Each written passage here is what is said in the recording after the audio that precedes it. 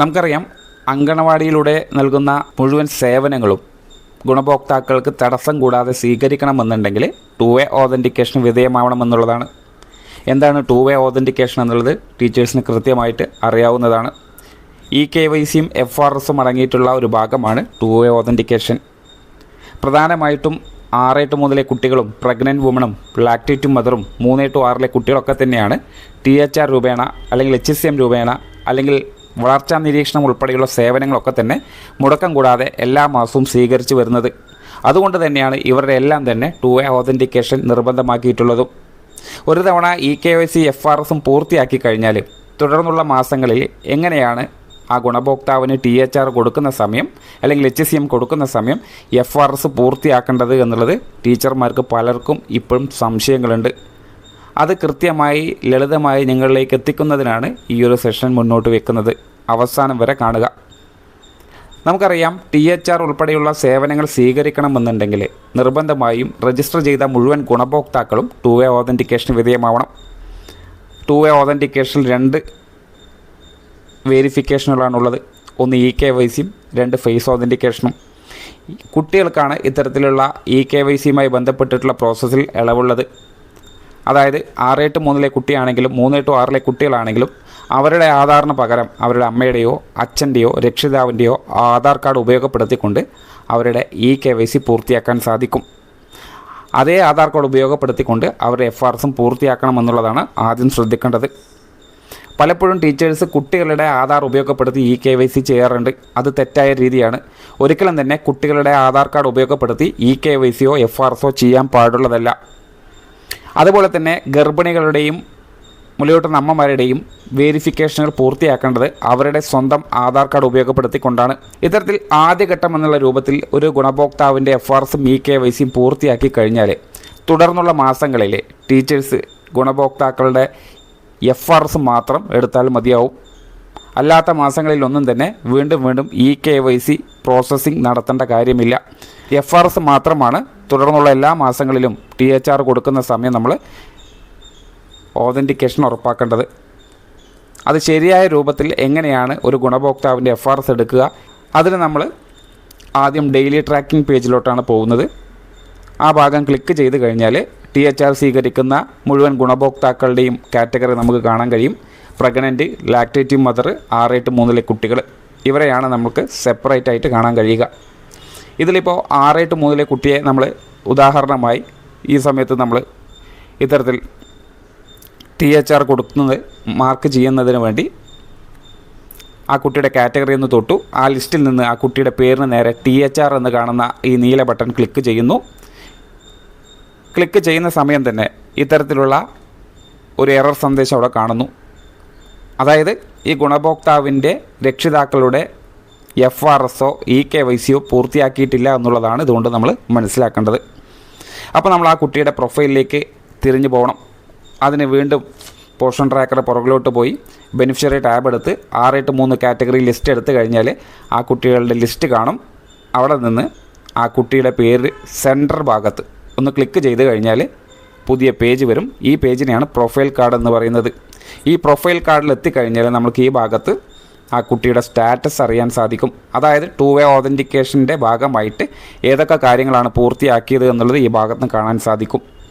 ഈ ഭാഗത്ത് നോക്കുക, ഇവിടെ KYC എന്ന് കാണുന്നത് പച്ച നിറത്തിൽ ഡബിൾ ടിക്ക് കാണുന്നുണ്ട്. അതുകൊണ്ട് നമ്മൾ മനസ്സിലാക്കേണ്ടത് ഈ കുട്ടിയുടെ KYC പൂർത്തിയാക്കി. ആരുടെ ആധാർ കാർഡ് ഉപയോഗപ്പെടുത്തിയിട്ടാണ് KYC പൂർത്തിയാക്കിയത് അത് നമ്മൾക്ക് ഈ ഭാഗത്ത് നോക്കിയാൽ കാണാൻ കഴിയും. ഇവിടെ കാണുക, മദേഴ്സ് ആധാർ എന്ന് നിങ്ങൾക്ക് കാണാൻ സാധിക്കും. അപ്പോൾ ഇതിൽ നിന്ന് നമ്മൾ മനസ്സിലാക്കേണ്ടത് കുട്ടിയുടെ അമ്മയുടെ ആധാർ കാർഡ് ഉപയോഗപ്പെടുത്തിക്കൊണ്ടാണ് ആദ്യഘട്ടത്തിലെ ആദ്യ പ്രോസസ് വെരിഫിക്കേഷൻ പൂർത്തിയായിട്ടുള്ളത്. ഇനി രണ്ടാമതാണ് നമ്മൾ ഫോട്ടോ എടുക്കേണ്ടത്.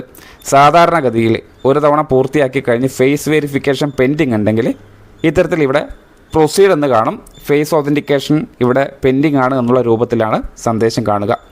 ചില സമയങ്ങളിൽ ടീച്ചേഴ്സ് പറയുന്നുണ്ട് KYC പൂർത്തിയാക്കി ഒപ്പം തന്നെ ആ കുട്ടിയുടെ അമ്മയുടെ ഫോട്ടോ എടുക്കലും പൂർത്തിയാക്കിയിട്ടും ഇവിടെ ഫേസ് വെരിഫിക്കേഷൻ എന്ന് ഇത് പ്രകാരം ഡബിൾ ടിക്ക് കാണുന്നില്ല. ആയതുകൊണ്ട് തന്നെ ടീച്ചർക്ക് ഫോട്ടോ എടുക്കാനും മുന്നോട്ട് പോകാനും കഴിയാത്ത സാഹചര്യമാണ് എന്നുള്ളതാണ് അറിയിച്ചിട്ടുള്ളത്.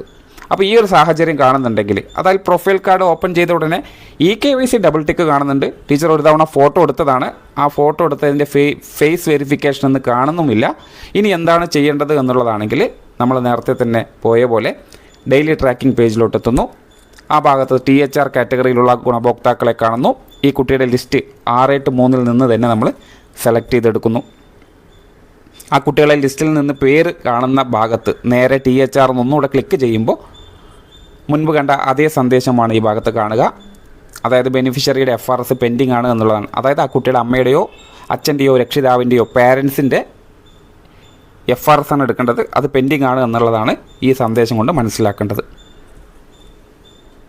അപ്പോൾ ഈ ഭാഗത്ത് ക്ലിക്ക് ചെയ്ത് കഴിഞ്ഞാൽ നമുക്കവിടെ ഒരു കൺസെൻറ്റ് വരും. ആ ഗുണഭോക്താവിൻ്റെ രക്ഷിതാക്കളുടെ കൺസെൻറ്റ് അവിടെ നിന്ന് വാങ്ങി ഓക്കെ കൊടുത്തു കഴിഞ്ഞാൽ ഫോട്ടോ എടുക്കാനുള്ള സന്ദേശമായിരിക്കും നമുക്ക് താഴെ കാണുക. അവിടെ ഫോട്ടോ ക്യാപ്ചർ എന്നുള്ള ഓപ്ഷൻ കാണും. പ്രൊസീഡ് എന്ന് കാണുന്ന ഈ ബട്ടൺ നമ്മളൊന്ന് പ്രസ് ചെയ്യുക. അത്ര പ്രസ് ചെയ്ത് കഴിയുമ്പോൾ ഒരു കൺസെൻറ്റ് ഫോം കാണാൻ സാധിക്കും. അത് ഓക്കെ കൊടുത്തു കഴിഞ്ഞാൽ ആ ഗുണഭോക്താവിൻ്റെ EKYC ഫോട്ടോ നിങ്ങൾക്ക് അവിടെ കാണാൻ സാധിക്കും. താഴെ ഫോട്ടോ ക്യാപ്ചർ എന്നുള്ള ഭാഗം ക്ലിക്ക് ചെയ്യുന്ന സമയം ഇത്തരത്തിലൊരു ക്യാമറ ഓണായി വരും. ഗുണഭോക്താവിനെ കൃത്യമായി ഇനി പറയുന്ന മാനദണ്ഡങ്ങളെല്ലാം പാലിച്ചുകൊണ്ട് തന്നെ ആ വൃത്തത്തിനുള്ളിൽ തല മുതൽ ഷോൾഡർ വരെയുള്ള കാര്യങ്ങൾ കൊണ്ടുവരിക. ശ്രദ്ധിക്കേണ്ട കാര്യം എന്ന് പറയുന്നത്, അവരെ ഫേസ് ചെയ്ത് നിർത്തുന്ന സമയം അവരുടെ പുറകു വശം വൈറ്റ് ബാക്ക്ഗ്രൗണ്ട് ആവണം, മുഖത്ത് വെളിച്ചം കിട്ടണം, നിഴൽ വീഴാൻ പാടില്ല,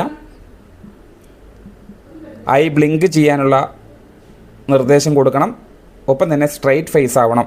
ഈ കാര്യങ്ങളൊക്കെ ശ്രദ്ധിച്ചു കഴിഞ്ഞാൽ ആ ഒരു വൃത്തത്തിനുള്ളിൽ അനങ്ങാതെ ക്യാമറയുമായി ഓൺ ചെയ്ത് നിൽക്കുന്ന സമയം കണ്ണ് ചിമ്മിക്കൊണ്ടിരിക്കുന്നുണ്ട്, സ്ട്രെയിറ്റ് ഫേസ് ആകുന്നുണ്ട്. ഇത് ഓക്കെ ആണെങ്കിൽ രണ്ട് ഭാഗത്തും ഡബിൾ ടിക്ക് വരും. ഡബിൾ ടിക്ക് വന്നു കഴിഞ്ഞാലും നിങ്ങളുടെ ക്യാമറ പുറകിലോട്ട് വലിക്കരുത്, അതേ സ്ഥാനത്ത് തന്നെ തുടരുക. തുടർന്ന് കഴിഞ്ഞാൽ ഇത്തരത്തിൽ നിങ്ങൾക്കൊരു പേജ് ഓപ്പൺ ആയിട്ട് വരും.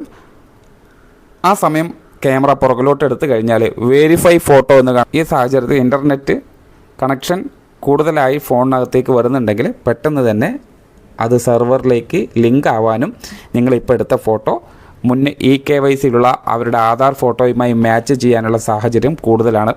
അത്തരത്തിൽ ഒത്തുചേർന്ന് വന്നു കഴിഞ്ഞാൽ ഫേസ് ഓതൻറ്റിക്കേഷൻ പൂർത്തിയാവും.